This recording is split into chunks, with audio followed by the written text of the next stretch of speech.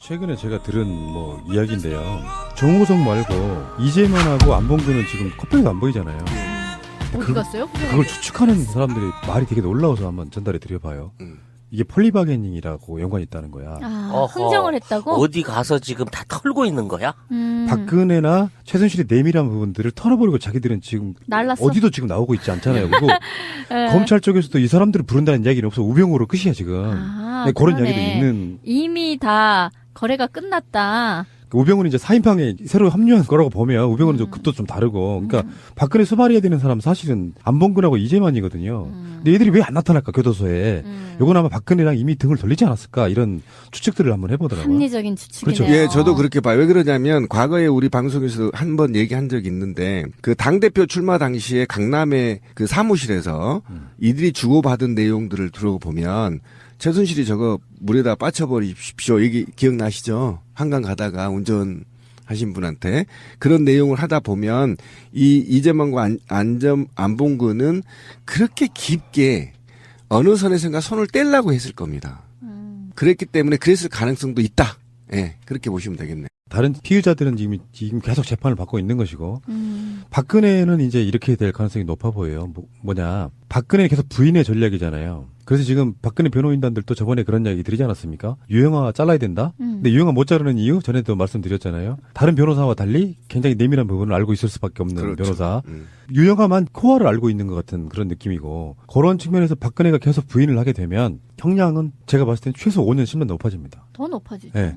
그러니까 높아지죠. 어차피 증거가 있는데 법원은요 가장 중요하게 보는 게 그 사람이 개전의 정이 있느냐 반성을 하고 있느냐 범죄를 시인하느냐가 굉장히 중요한 굉장히 내용 중에 하나예요. 중요하죠. 네. 근데 거기서 계속 부인하는데 증거는 다 나왔다. 그러니까 박근혜의 정말 최고의 공헌은 지역감정 없애준 것도 있지만 제가 봤을 때는 한편으로는 다시 도덕성을 회복시켜줬어요. 예를 들어서 적당한 정도의 비리하는 대통령이 박근혜가 지금 지고 있는 혐의들 중에 몇 가지는 정치적 행위, 정무적 판단 이런 걸로 몰고 가도 묶어 갈 수 있어서 비리가 좀 더 깊어질 개연성이 있었는데 박근혜를 제대로 털자고 하니까 기존에 박정희 때부터 해왔던 그런 식의 비리들이 용납이 안 된 상태로 다 그렇지, 올려버린 그렇지. 거거든요. 예를 들어서 블랙리스트만 해도 이렇게 어마어마한 사건이 아니었다고 하면 대충 묻고 지나갔을 가능성이 예를 들면 왜 그리고 다른 정부가 또 만들고. 그러니까 이명박이 네. 민간인 사찰했던 것이 바로 그런 그렇죠. 정도잖아요.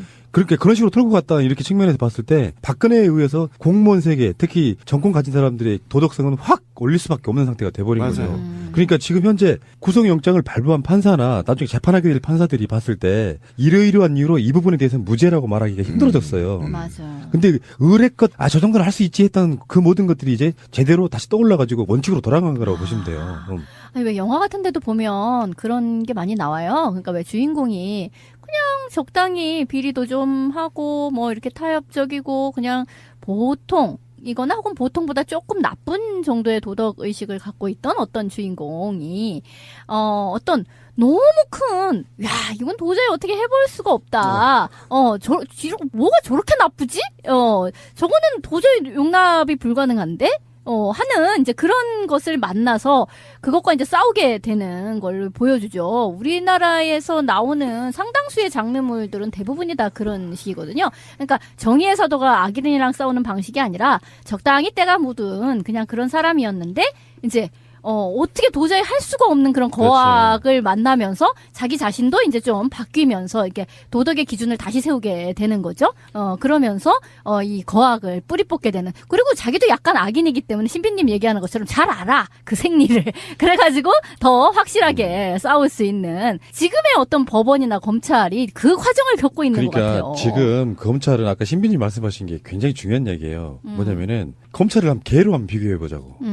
도사경 같은 거예요. 처음에는 물고 싶지 않았어. 너무나 상대가 거악인데. 근데 지가 일단 물었단 말이에요. 근데 상대방이 부인을 해요. 그게 이제 단적으로 우병우를 제가 예를 들어주고 싶은데 일단 어찌됐건 간에 여론에 의해서는 일단 물었어. 근데 여기서 그냥 놔버리면 바보개가 되는 상태거든. 그러니까 사소한 거 하나라도 위법이 되는 행위, 조금이라도 위법이 되는 행위는 탈탈 털 수밖에 없는 거예요. 왜냐하면 자기들이 물었던 행위에 대해서 증명을 해야 되기 때문에. 그러니까. 그럴 때는 박근혜 쪽의 전략이 잘못된 거죠. 그러니까 인정할 거 인정해야 된다니까. 계속해서 너희들을 물었던 시작이나 원인이 잘못되지 않았다는 걸 증명하려고 한단 말이에요. 특히 검찰은. 원래 도마뱀 같은 경우도 보면 꼬리를 잘라서 어떻게 몸통은 보존하는 방식으로 이렇게 대응을 하던데 먹이를 좀 주고. 명박이가 전형적으로 그걸 잘했던 애 중에 하나인데 얘는 끝까지 자기 자신의 어떤 뭐랄까 완전체를 아무 희생 없이 돈이고 명예고 다 아무 희생 없이 완전체로 구원받기를 기대하는 모양인데 왜 그게 그러냐면 MB는 프로야. 정말 보고 싶다 이명박이 잘 있냐?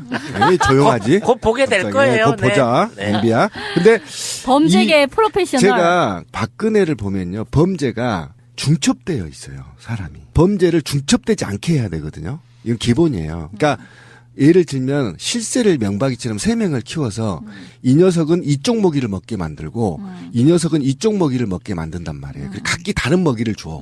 그래서 걸리면 이쪽 먹이를 잘라버리는 거야. 그렇지. 파트별로 딱딱. 그렇죠. 그리고 나눠서. 내가 대국민 사과 발표하고 인사하고 미안하다 열심히 하겠다 그러면 마무리가 깔끔하게. 마무리가 깔끔하게 되고 이쪽 라인은 죽는 거야. 아. 근데 박근혜는 한 라인만 키운 거야. 아. 최순실. 그러니까 계속 맞물려 있는 거야. 아. 그래서 박근혜가 빠져나갈 수가 없어. 아. 박근혜가 빠져나가면 최순실이가 빠져나가기 때문에 몸통이 빠져나가는 거야. 아. 그래서 자르지를 못하는 거고 그다음에 이게 세월호 이후에 계속 물려 있고요.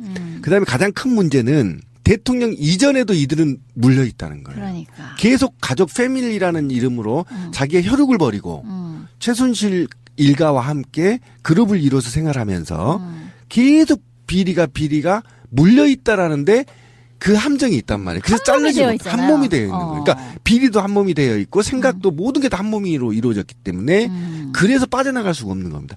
그래서 굉장히 특이해요, 이 사건. 그게 박근혜 이번 게이트를 보면서 내가 느낀 건데 그러면 박정희가 정마다 죽어서 그렇지 그 시절에는 얼마나 심했을까 생각해 보면은 엄청났겠죠. 이보다도 훨씬 한 100배는 더 심했을 거예요. 그래서 박근혜가 이 사람은 죄의식이 없는 거예요. 그렇지. 바로 그 얘기 아까 제가 얘기한 게 아버지가 한 거 보니까 개발의 피거든. 근데 이게 원래 내가 이렇게 하는 잘못했어. 건데. 이렇게 되는 겁니다. 니네들이 뭘 몰라서 그러는데 우리 아버지한테 배운 건데 원래 이렇게 하는 거야. 그러니까 대통령한테 기업들이 돈 갖다 바치는 게 뭐 대단한 잘못이라고 이렇게 이야기하는 거예요. 그럼 뭘로 정치를 하나? 뭐 이렇게 뭐 생각을 그런 할 거야 생각이에요. 아마. 근데 이명박은 기본적으로 태생이 다르잖아요. 갖다 바치던 놈이에요.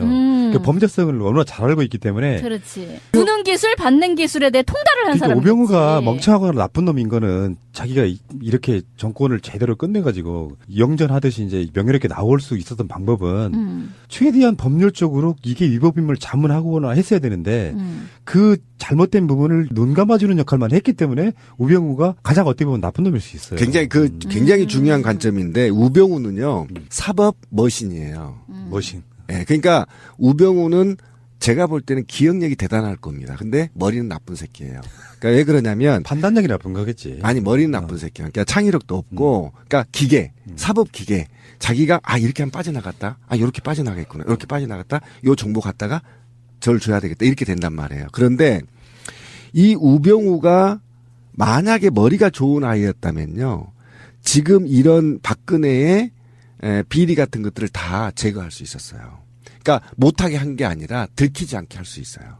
그런데 우병우 이 녀석은 오히려 그 사실을 알면서도 내가만 살아남으면 될 거라고 몸살이었던 거예요, 사실이에요.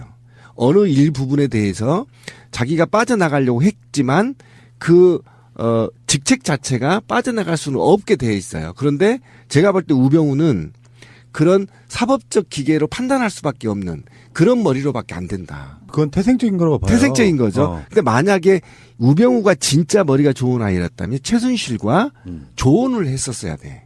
이렇게 하면 이렇게 걸리거든, 너. 욕하지 마. 이럴 때 빨리 사과하고 검찰 불러서 무마해. 이렇게 쭉 조정을 했어야 되는데 거기까지도 하지 못했다는 거예요. 그러니까 저는 그게 이제 우병우의 굉장히 만성화된, 네, 만성화된 그런 거라고 네. 보는데 이렇게 될 줄을 몰랐겠지. 이렇게 될 줄 알았다면 그 상태로 내버려 뒀겠어요. 근데 알았다고 치더라도 최순실이 받아줬을까요? 적당히 하셔야 됩니다라는 충언을 하면 최순실이 뭐라 그랬겠어? 이미경한테 욕하듯이 미친 새끼 하고 잘라버리면 되는 상황이 이게 태생적으로 망할 수밖에 없었던 구조였던 거라고 봐요. 그 사고를 최순실은 이제 교도소 가가지고 그 자기 본인 스스로의 성찰을 하겠죠. 왜 이렇게 우리가 망하게 됐을까를. 근데 그런 생각을 하다 보면 분명히 그때는 그거 하지 말았어야 되는 게 뼈저리게 느낄 거라고 생각이 드는데. 아니, 우병우보다 머리 좋은 새끼를 안 쳤어야 네. 되는데라고 아니, 하겠지. 그건 아닐 거야. 어떤 상황에서 어떤 놈을 안 쳤어도 그 상황에서 최순실의 박근혜의 비리는 계속 됐을 거라고 봐요. 그러니까 이거는 겪어봐야만 아는 사태였던 거라고 생각이 들어요. 그건 태생적이고 운명적인 거지. 그런데 재밌는 이야기가 하나 나왔어요. 김영재 원장의 이야기인데 이 전말이 어떻게 되냐면은 그 정기양 세브란스 병원 피부과 이 사람이 주치의 말고 자문의였었거든요. 피부과 자문이죠. 각 근데 그- 과마다 있다는. 그 사람이 이제 청문회 때 위증을 한 거예요. 그래서 위증을 하니까 괘씸죄로 그냥 위증죄로 재판을 걸어서 지금 재판을 받고 있는데 여기서 이제 드디어 그 이야기가 나옵니다. 박근혜가 김영재를 만나가지고 왜 리프팅 실 안 주냐라고 재촉을 했다는 뭐 그런 내용이 나와요. 근데 사실 알고 봤더니 이게 이제 리프팅 실을 만드는 게 김영재 처가. 부인. 네. 부인 쪽인데 그게 또 테스트 같은 거 있잖아요. 왜 그 저 케이스 인증하는 것처럼 그쪽 의료계에도 뭔가 인증이 있을 거 아니야. 그게 허가가 나와야 되는 건데 임산실험에 세우고 나와야 되겠죠. 허가가 나와야 되는데도 불구하고 계속 재촉을 하는 그런 모양새가 된 거예요. 그러니까 성형 중독의 단면을 보여주는 것 그것도 박근혜가 대통령이 진짜 유치하지 않아요? 대단한 거죠. 저걸 창피. 근데 이거를 신제품이 나오기도 전에 미리 알고 왜 그걸 안 줘갖고 내가 그 시술 못 받게 하냐라는 것도 대단하고요. 또 그거를 공급 받아갖고 시술을 받았다고 또 돈지랄을 그렇게 해준 것도 대단하더라고요. 그 병원 이름이 병원이 아니라 그 회사 이름이 실 제작하는 회사가 YJ 콥스 메디칼인데 이 실 개발하는데 총 15억 원 정도를 R&D 기금으로 그렇죠. 책정을 받았다고 그래요. 근데 그 중에 이제 2억 5천은 먼저 선납을 받았고 이제 계속해서 받아갈 건데 추가 지급 중단하고 2억 5천 환수하기로 했다 그럽니다. 그래서 야 너무 정권 바뀌었다고 액션 빠른 거 아니냐. 이미 줬던 것까지 도로 뺐냐. 뭐 이런 비판도 있다고 하대요. 그러니까 이 키워드에서 우리 애청자보다 우리들이 집중해야 될 게 뭐냐면 잘 보세요. 리프팅 시술용 실을 박근혜 대통령 지존. 우리가 과거로 말하는 지존이란 말이에요. 대한민국을 운영하는 대통령이 하찮은 리프팅 실 하나를 직접 부탁했단 말이에요. 이게 굉장히 중요한 말이에요. 왜 그러냐면 시스템이 완전하게 최순실과 박근혜로 이어졌다. 누구도 이거를 대행할 수 없었다는 거. 예를 들면 말이죠. 내 같으면 이렇게 했겠죠. 내가 지존이면 야 내가 연계 만날 테니까 나는 인사말만 할 테니까 진미 네가 나가면서 내일까지 립등 실 안 갖고 오면 너 죽여버린다고 하더라. 이렇게 얘기해라. 이렇게 시키겠죠. 한번 생각해 보세요. 그렇잖아요. 내 손에 피를 묻히잖아요. 지금 대통령이. 그러면 구차스럽잖아. 구차스럽잖아요. 실 하나까지. 왜 대통령이 그래도 나라를 운영하는 사람이 역사를 작성하는 사람이 어떻게 정말 한심스럽습니다. 그러면 밑에 사람들을 하게 만들어야 되는 거잖아.